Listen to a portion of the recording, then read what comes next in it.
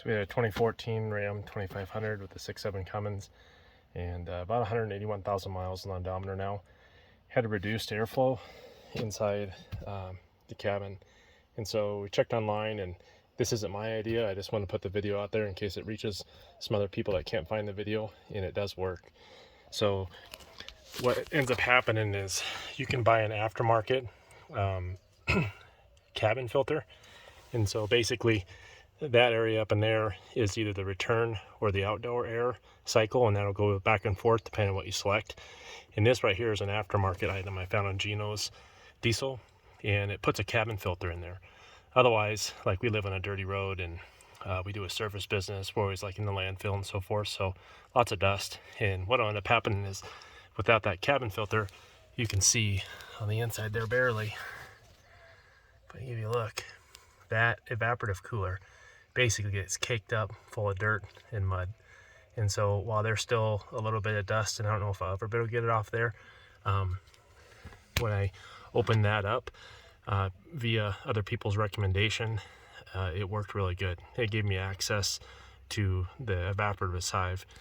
Also, by pulling out the fan and this small resistor over there, there's 3 screws in the fan. Pop the clip, the resistor, 2 screws, and pop the clip.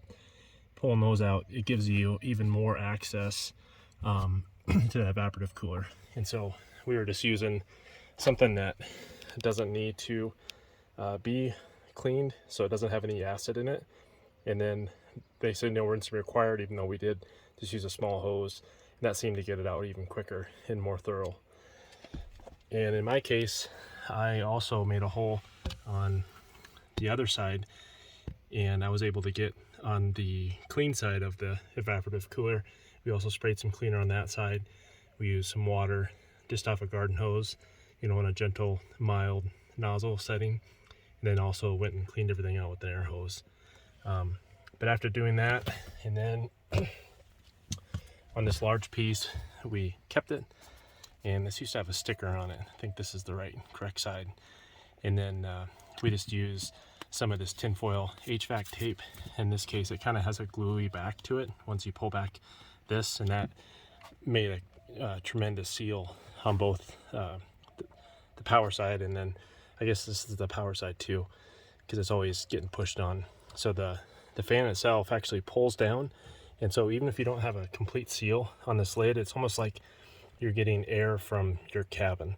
So you don't have to worry about the complete seal that might be on that little cap. So supposedly the higher models, like the Laramie, the Long Star, or whatever it is, Lone Star, higher end models, had one of these caps in it. This is a Bighorn, so it didn't have one, so we put that filter in there.